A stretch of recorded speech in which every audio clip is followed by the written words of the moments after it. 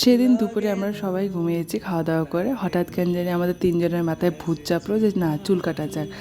যেমন ভাবনা তেমন কাজ। তো আমরা ফটাফট করে রেডি হয়ে গেলাম তিনজন। তো মাইনার রুমে এসে দেখি মাইনাও ওদিকে রেডি হয়ে গেছে। তো যাই হোক, হাই আমি Madhumita, again welcome to my daily mini blog. আর তোমাদের কি আমার ভিডিও দেখতে ভালো লাগে তো অবশ্যই আমি কমেন্ট করে জানিও, নাহলে তো বুঝছি না যে আদৌ তোমরা আমার ভিডিও দেখতে পছন্দ করছো কি করো না। তা তোমাদেরকে তো আমি আগেই বলেছি এটা হলো গুয়াহাটির ভিডিও। তো গুয়াহাটির কিছু ভিডিও ছিল আমি পোস্ট করিনি, তো ওটা এখন করছি। যারা যারা আমার আগের ভিডিওগুলো দেখো নি গুয়াহাটির, তো অবশ্যই আমার পেজে বা ইউটিউব চ্যানেলে দেওয়া আছে, তো গিয়ে দেখতে পারো। তো আজকে আমাদের সাডেন প্ল্যান হয়েছে যে চুল কাটতে যাব। তো দিদির রুমের থেকে বেশি একটা দূর নয়, কাছেই ছিল, প্যান্টোলেন্সের উপরে ছিল পার্লারটা। তো ওখানে আমরা হেঁটে হেঁটে গিয়েছিলাম সবাই। আর পার্লারটা বলতে গেলে ভীষণ সুন্দর ছিল ভিতরটা, মানে জাস্ট দারুণ বলতে। ওর অ্যাম্বিয়েন্সটা দেখো, জাস্ট তোমাদেরকে দেখাচ্ছি।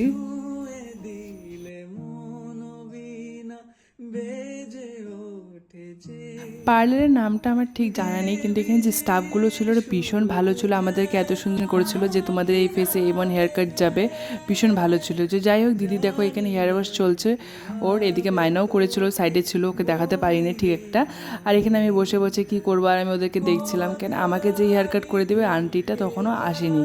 তো একটু পরে চলে এসেছে, বেশি লেট করেনি। তো যাই হোক দেখো, আমরা এখানে তিনজনে সিরিয়ালি হেয়ার কাট করতে বসে গেছি, জানি না কেমন লাগবে হেয়ার কাট করার পর। তো দেখো আমার হেয়ার কাট কমপ্লিট হয়ে গেছে। তো অবশ্যই তোমরা আমাকে কমেন্ট করে জানিও আমার হেয়ার কাটটা কেমন হয়েছে, আমাকে কেমন লাগছে হেয়ার কাটটা দিয়ে। আর এদিকে আমার মনটা আবার খারাপ লাগছে, আর আমার এমনই হয় আমি চুল কাটার আগে আমার কেন জানি খুব খুশি লাগে যে চুল কাটবো চুল কাটবো। আর চুল কাটা হয়ে যাওয়ার পর মনে হয় এরাম বেকার কাটলাম যে এত সুন্দর চুলটা ছিল। আর যাই হোক, মাঝে মাঝে হেয়ার স্টাইল চেঞ্জ করতে হয়, আর চুল কাটাটাও দরকার বলো।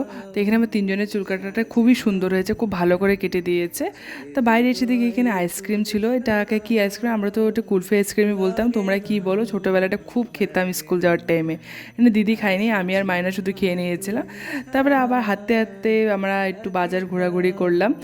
তো দিদির বাজারে কিছু কাজ ছিল, দিদি সেই কাজগুলো করে নিল। তারপর মাইনারও লেন্স কাটে যাওয়ার ছিল, ও চশমা নেবে বলে। তো আজকে শুধু বুক করে আসলো, ও কেমন ফ্রেম নেবে এসব খালি চুজ করলো।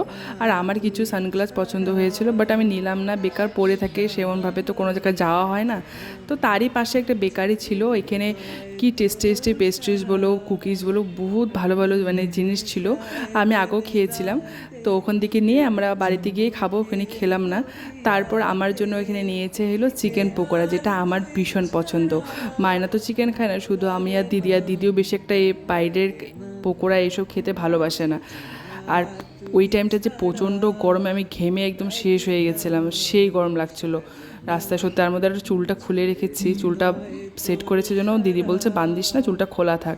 আর এখানে আমার দিদিকে দেখো পুরো চুল নিয়ে স্টাইল মারতেছিল, আর সত্যি বলতে দিদিকে ভীষণ কিউট লাগছিলো ওই হেয়ার কাটটাতে। ও অ্যাকচুয়ালি ওকে না শর্ট হেয়ারই ভালো লাগে। তারপর আর কি কাজ সমস্ত শেষ করে আমরা হেঁটে হেঁটে আবার বাড়িতে চলে আসলাম। তো যাই হোক, আমার ভিডিওটা আজ এতটুকুই ছিল। যে তোমাদের ভালো লাগে দেখতে অবশ্যই একটা লাইক শেয়ার আর কমেন্ট করে দিও। আর হ্যাঁ, আমার যদি ইউটিউব থেকে দেখে থাকো অবশ্যই আমার চ্যানেলটাকে সাবস্ক্রাইব করে দিও। আর আমার ফেসবুক পেজের থেকে দেখে থাকলে তা অবশ্যই আমার পেজটাকে ফলো করে দিও। তো দেখা হবে আরেকটা অন্য কোনো সুন্দর ভিডিওতে। আজকের জন্য টাটা, টেক কেয়ার।